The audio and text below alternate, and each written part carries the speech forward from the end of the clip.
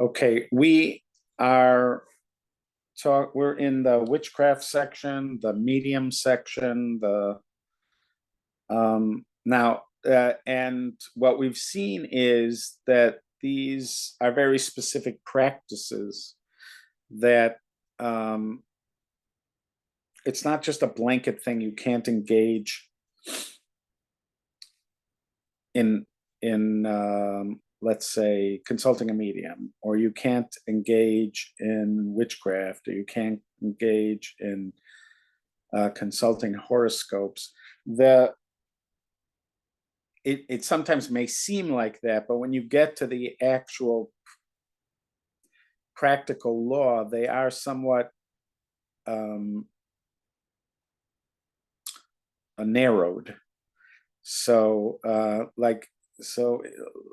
let's say you were invited to go to some event, and there was going to be a medium at the event, or something like that. They all require practical halachic questions. We even saw with regard to witchcraft that even the Rambam said it, that you have to be an expert on what is witchcraft and what is not to really know if a particular practice is forbidden or not. So, I mean, there is the general sentiment that these things are wrong. They might be wrong because they lead to idolatry or are part of idolatrous practices. They might be wrong because they just lead you away from relying on Hashem. They might, but in general, they are wrong. But it could be that there are specific circumstances where you're actually violating the prohibition in the Torah, and some specific circumstances where you're not. It seemed from the Rambam and others that even if you're not directly violating the Torah's prohibition, it still may be considered wrong and very problematic practice. So almost every one of these circumstances, if somebody suspected that this might be in the ballpark of one of these prohibitions, you would need to explore it specifically with somebody who knows how to do that. Even with like issues with idolatry, I remember years ago I was interested in research of my family's genealogy, and I was reading a lot of books about it. We even engaged somebody to help with the research for the genealogy. Just 1 second. Hey, Wilbur. Hi, thank you. Thank you very much. Thank you so much, Wilbur. I'm in the mood, so I'm cleaning out the garage. Oh, you're the man. When do they take the recycling back? What? When do they take the recycling back? Today, tomorrow? Recycling garbage. Yeah, I'm not sure. I know garbage is today. I'm assuming today. Okay. I'm assuming it. Thank you. Thank you, Wilbur. Anytime. Okay, be well.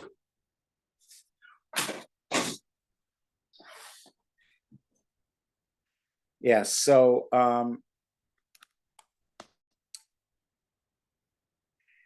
I asked Rav Scheinberg in Israel. Rav Scheinberg was a world grade halachic authority. We'll call him that. But the issue was the specific question was, could we use information from the Mormon genealogical archives? The Mormons, because of their own religious practices, collect genealogical information about pretty much everybody. And they are, for people that are serious about genealogical research, they are a very important resource. So the question was, are you allowed to access and use their genealogical information? And I mean, there's several questions about it, but the primary one was they are gathering it for the purpose of their own religious practice. They believe that people can become baptized into Mormonism even after they die. And they do something, it's called a surrogate baptism or something like that, where a living person baptizes themselves with that person in mind, and that allows for the person after they die to choose to be baptized into the Mormon faith. So it was a very controversial ritual, because there were people who found out that their relatives had been evoked as part of these rituals, and that Mormons were trying to convert their relatives after they died. Whatever. But so the question, so even something like that, like when talking to Rav Scheinberg about that, he was like, I would need to know exactly what they're doing, why they're doing it, and we'd have to know a lot more about the Mormon faith to be able to determine if this is something that's moving into an area of idolatry. So you just see, like, and as the Rambam had mentioned earlier, you really need to be talking to somebody who understands, let's say it's witchcraft, they understand the witchcraft, so that they can make a determination if this falls under the category of witchcraft or if it doesn't. Certainly the general stench, there's a general stench, from these practices. And so you could hear some people who would say, even if it doesn't outrightly violate any prohibition, there's just, why would you go near something that has this level of stench to it? Okay, so that he prohibited us from inquiring of someone with an ov, that is, may be exalted, saying, let no one among you, or one who asks an ov. One who transgresses this commandment, meaning that he inquires of an ov, is not liable for death, but it is forbidden. We looked this up the last time. The two prohibitions are ov and yidoni. These are ways of connecting to past spirits. They are very specific ways of doing it, and that's what I was mentioning before, that there might be people who are doing something else that may not actually violate this prohibition, even though they claim to be speaking to a dead spirit. That he prohibited us from inquiring of a yidoni, that is, his may be exalted, as saying, let no one have found among you, or one who asks an ov or yidoni. The language of the Sifri is, ov is a necromancer that speaks from his armpits, yidoni is one that speaks from his mouth. Both these are liable for stoning, but one who inquires of them is liable for having violated a prohibition. So the distinction here is the actual practitioner is liable for stoning. Somebody who asks them is transgressing a negative commandment of the Torah. Typically, transgressing negative commandments of the Torah involves lashes. There is a question about violations of the Torah that are done through speech, whether they get lashes. The Rambam typically mentions if somebody gets lashes or not. He doesn't mention that over here. Next is 38.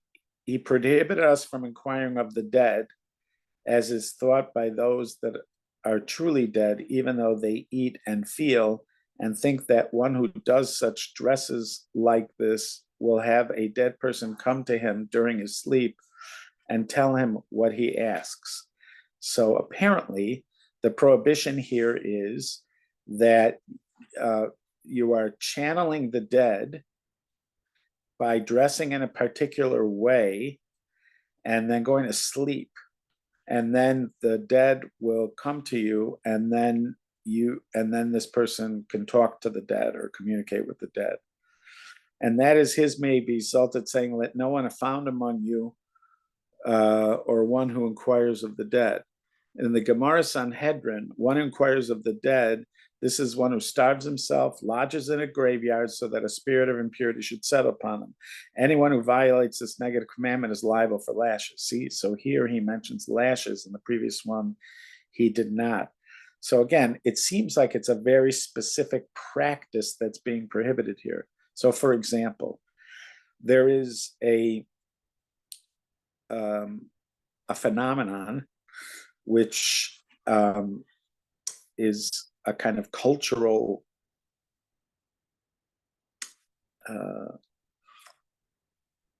it has made its way into popular culture, which is the notion of a dybbuk.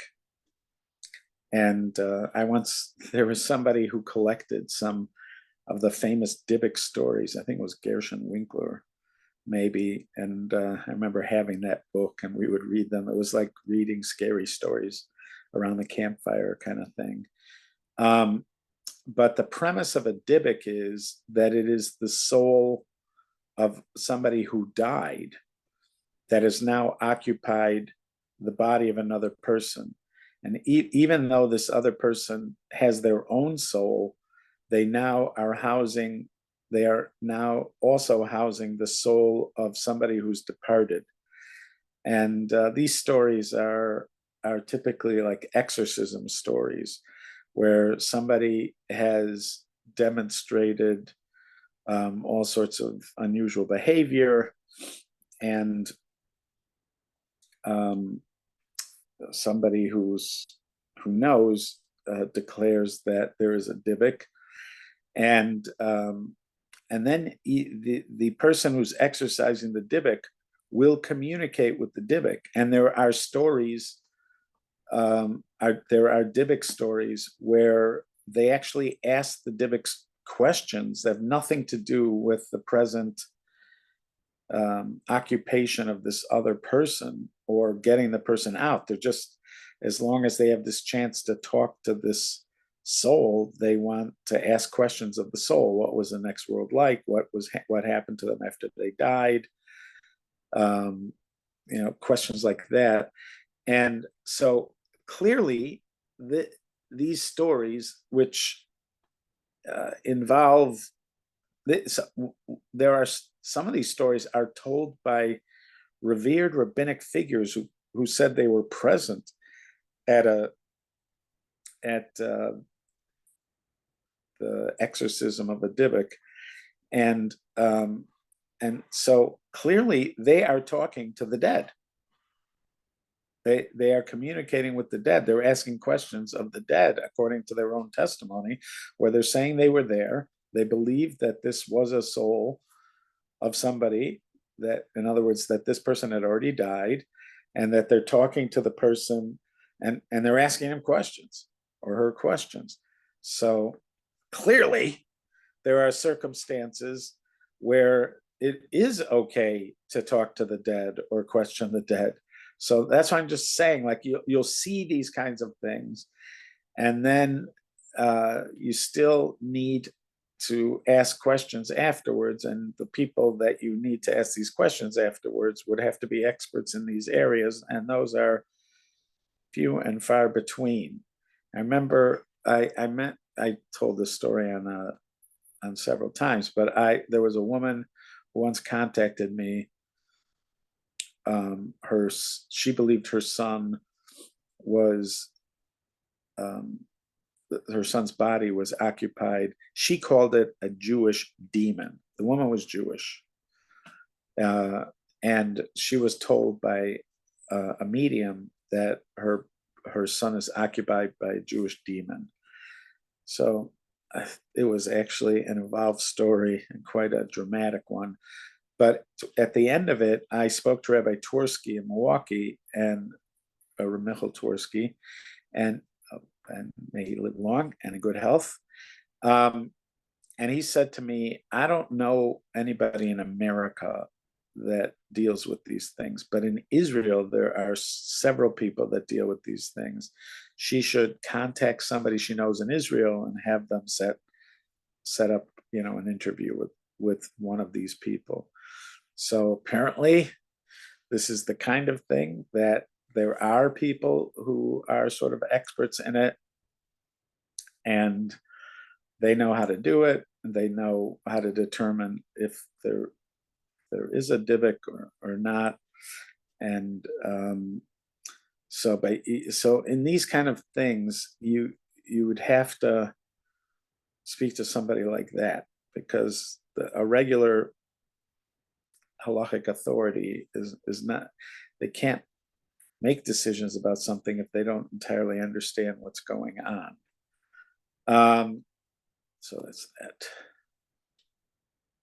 He prohibited us from being drawn to the practices of idolaters, such as that women wear men's clothes and adorn them with their ornaments. And that is his saying, the garment of man shall not be on a woman, and any woman who adorns herself with a man's ornament that is well known in that city, that is an ornament specific to men, is lashed. So here you see that the prohibition for women to wear men's clothing, and this is a prohibition in the Torah, that the prohibition for women to wear men's clothing, the Rambam is specifically attaching it to idolatry. He is suggesting that there is something connected to idolatrous practice that is the problem here. So this has, in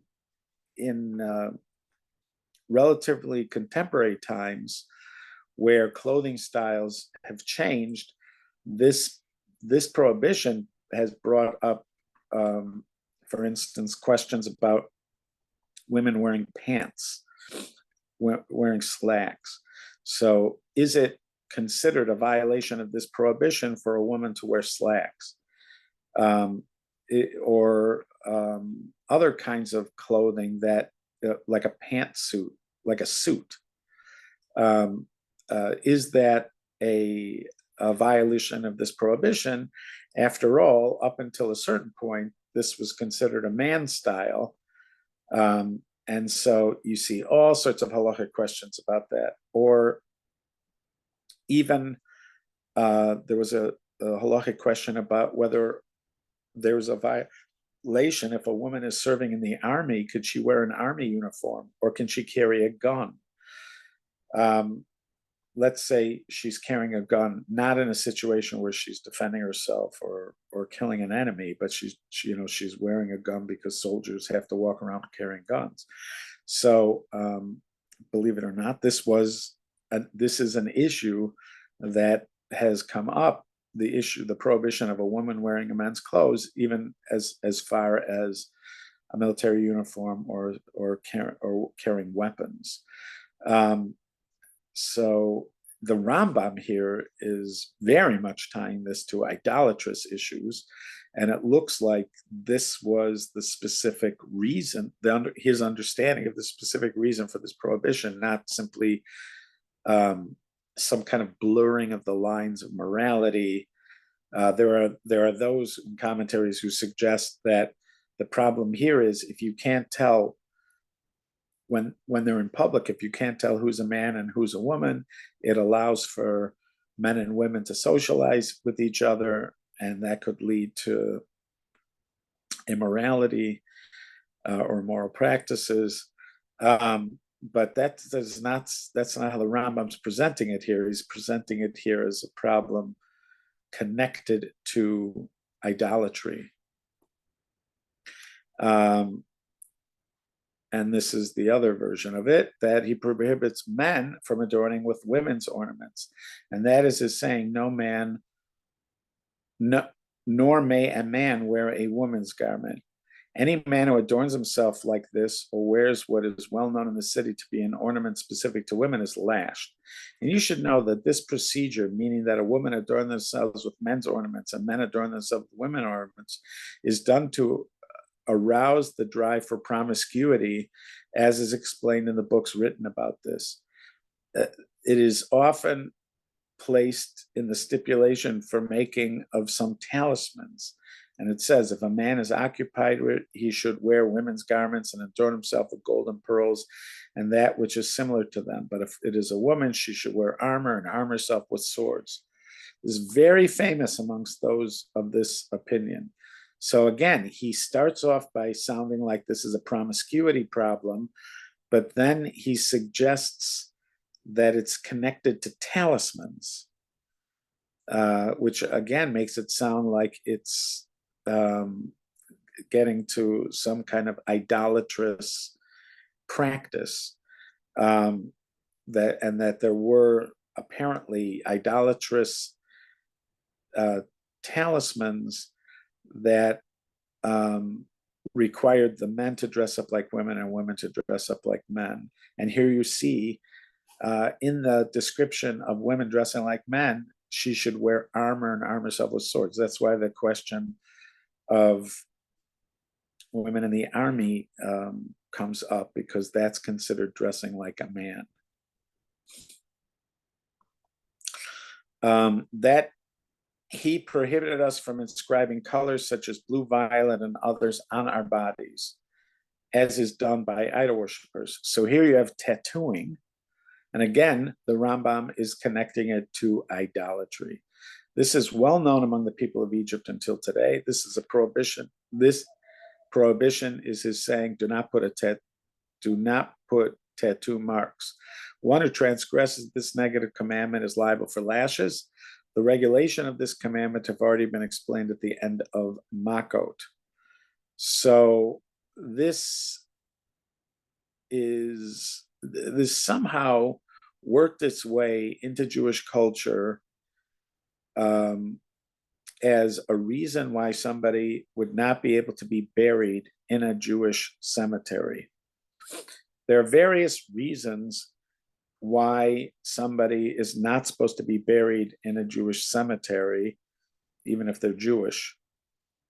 Amongst them are if the person would be considered to be somehow a traitor to Judaism.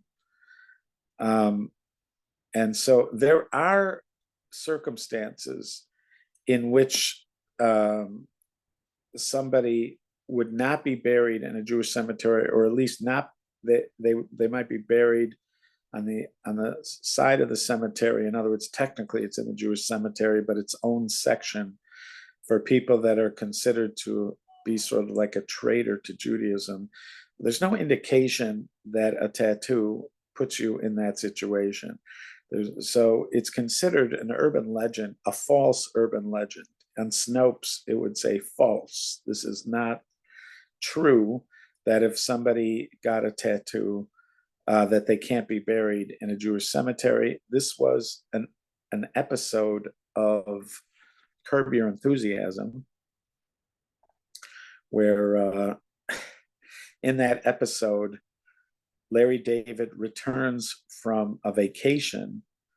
He was gone for a couple of weeks, and he finds out that his mother died, and the family decided not to call him because they didn't want to ruin his vacation. Why disturb him? He's on a vacation. Let him enjoy the vacation. So this is, one of the kind of ridiculous kind of things that happens on Curb Your Enthusiasm. But it turns out she wasn't buried. She would have been buried within a few days of dying, but she wasn't buried yet because the Jewish cemetery won't allow her to be buried because it was found that she had a tattoo. So Larry David has to deal with the fact that his family didn't call him because they didn't want to disturb him on his vacation. Then he had to deal with the fact that his mother had a tattoo, which he had never heard about. This was shocking news to him. And then he has to deal with how to get her buried if she has a tattoo. So the premise is a hysterical premise, but it is based on a false. It's based on a false, completely false premise. There was a woman who was in one of my classes, Jill DeHeger, her name is, who asked at the beginning of one of our classes, she asked is it true that if a Jewish person gets a tattoo, they can't be buried in a Jewish cemetery? And I told her that is false. That is not true. And she said, good, because my son just got a tattoo and I'm going to kill him. And everybody broke into laughter. And as far as we know, it did not happen. Okay. Next is what we call shatnez. He prohibited us, he being Hashem, from wearing a garment woven of wool and linen, like that which would be worn by the idolatrous priests at the time. And that is his saying, you shall not wear shatnez. This practice is famous today amongst idolatrous priests in Egypt. One who transgresses this negative commandment is liable for lashes. The regulations of this commandment have already been explained in Tractate Kalaim, Shabbat, Sota, and Makot. Shatnez is wearing clothing, or it could even be something that we don't typically think of as clothing. I remember being in a shatnez lab years ago. They actually had like a storefront kind of, they called it a shatnez lab in Chicago. And they had this on a TV, they had like a kind of self-repeating information thing that ran on this little TV. So while you're waiting for your stuff, you could watch all this information about shatnez. And they were talking about things you wouldn't expect to have to worry about. And one of them was baseball mitts. Apparently there were baseball mitts which use filler that sometimes can be shatnez. And it would be a prohibition because when you wear the baseball mitt, it is called a glove. It is a glove. And it would be forbidden. There are stories about famous rabbinic figures that would not sit on woven train seats. They would stand. They would not sit on woven train seats because of the concern that the woven train seat was woven of wool and linen together. And even that was considered a violation of the prohibition. There's a famous story with the stipler. Sort of funny. Nowadays, Rav Chaim Kanievsky became so famous that when you talk about the stipler, you say it's Rav Chaim Kanievsky's son, Rav Chaim Kanievsky's father, I mean. But the stipler was massively famous in his own time. But anyways, the story is that he was going to meet a young woman for a shidduch. Eventually, he did meet her, and they became engaged and got married. She happened to be the sister of the Chazon Ish, who himself was a world famous scholar. Obviously, the stipler is a young man at the time, and the story is that he fell asleep on the date, and his explanation for falling asleep on the date was that he stood the entire train ride and couldn't rest. He stood the entire train ride. Obviously, it was hours-long train ride. He stood the entire train ride because he was concerned about whether the seat cushions were shatnez. So apparently, this is an issue. All these things require a practical halachic question as to whether, in fact, we hold like that, but certainly people did. So there typically, this is an issue with more expensive suits nowadays. There are suits from certain countries that are noted for having shatnez. There used to be certain brands that were noted for having more of a problem than others. So what happens is almost every Jewish community has somebody who will test the suit for shatnez. They test certain areas that tend to be problematic, And if they can remove it, they just remove the shotness, and then you get your suit back, which is the case in most cases. What happens? It could be the buttons, the thread that ties you could have a wool suit and the thread that tied the buttons is made out of linen. In some suits, it could be the shoulder pad, if there's stuffing in the shoulder.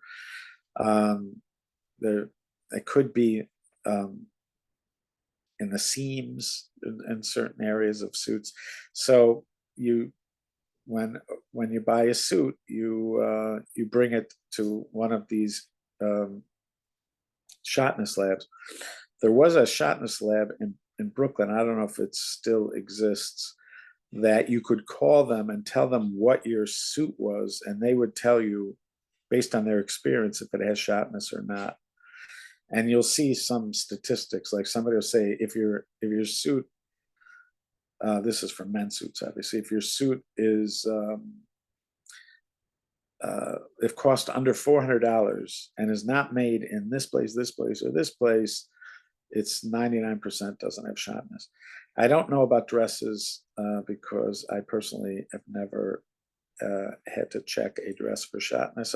I'm not sure what the rules are with regard to dresses.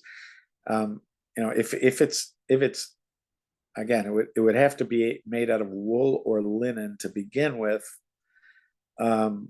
in order for it to be a concern. If it's made out of man-made fabrics, then even if they used linen thread in it, it wouldn't make or wool thread in it, it wouldn't be a problem, because it's just linen with the man-made fabric or wool with the man-made fabric. The problem would be if the dress was wool or linen, and then the concern would be, is there anything woven in or connected or that might be from the other one? This is, again, the Rambam is connecting this to idolatry. The actual reason for this is not discussed in the Torah. This is often listed as amongst the chukim, in other words, laws that we follow that we don't understand the rationale for, and that we do them just because God, or don't do them just because God said not to do them. But here he's clearly attaching it to some kind of idolatrous practices. It is worthy of making note of the fact that Kohanim, like the belt of Kohanim, for instance, had shotness in it. That is considered an exception. There are some who want to argue that it's not just exception, but it's an explanation for the rule. That the rule is that you can't wear shotness because that's the special clothing of Kohanim. There's some who want to suggest that could be it. There are others who hearken back to Cain and Abel. Cain was a farmer, which would be the flax, and Abel, Hevel, was a shepherd, so that would account for the wool. So the terrible relationship between Cain and Hevel that led to the death of Hevel at the hands of Cain is somehow being evoked in this prohibition of not wearing wool and linen. Certainly, the minute somebody tells you that something's a chok, you want to spend all your time trying to figure out what might be a reason for it. Again, the Rambam unabashedly right away connects it to idolatry, and apparently this would be the clothing of the priests in Egypt, and or something connected to the practices of the priests in Egypt. And so according to him, that's the reason. But the Torah actually does not give a reason for shatnez. I remember bringing it up. I don't know why I had this discussion. It was the last discussion I had with, I used to teach a class. It was a women's class. The women were mostly from like Deerfield and Northbrook and Highland Park. And it was a weekly class. And they all belonged to Mariah. And so I don't know how we got to where we got to. It was a complete foolishness on my part, but we got to this place where they were telling me that their rabbi and conservative rabbis in general are halachically observant, and there are areas where they disagree with Orthodox rabbis, but they're just as halachically observant as other ones. And I just stepped right into it. I should never have done it, but I did. And I said, ask your rabbi if he takes his clothing to check for shatnez. Because shatnez is a biblical commandment.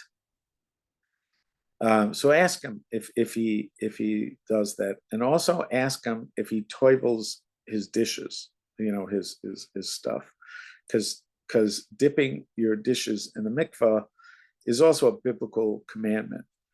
And my argument was that there are many mitzvahs in the Torah that I doubt if your rabbi is keeping them, and that was the end of the class. Many of them, they just couldn't take that. I should have never gone there, but I did. But it is one of those things. Shatnez is one of these things where you find that people who are sort of tired of the details of mitzvah observance, they tend to shed certain mitzvahs, and shatnez is one of them that ends up getting shed. And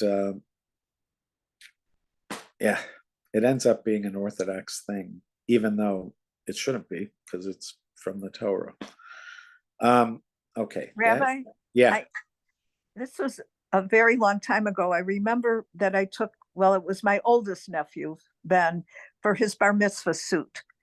And I must have been studying shatnez at the time, or I wouldn't have thought about it. But I asked about it at the time, from the guy. And it was this clothing store in Skokie. I can't remember, but Suits 2020. I asked him something like that. And he said, yes, we know the ones that are fine, Right. So, it's Suits 2020. Yeah. Or they will have it checked, as you can buy it, and they'll have it checked, and then, but also they will tell you the ones that don't have shatnez. We used to have a tailor in Milwaukee who also would do that. Like he happened to be like a Greena, he was a survivor, and he eventually started checking people's stuff for shatnez, but he also could tell you, like if there was a likelihood that there was shatnez in that thing, because he just knew the process, he knew the materials, he knew everything, and he knew where they're from and what they're made out of, etc. Yeah, but that Suits 2020 is one of those places here that you can get that. Yeah, okay. I am grateful for this opportunity to learn together. I look forward to learning together again in the near future. I suggest tomorrow at our regularly scheduled time. Okay. All right. Be well, Rabbi. guys. All right. Be Bye, well. Works for me. Thank you. Okay. Bye-bye. Bye, Liz. I'll talk to you Bye. later. Bye.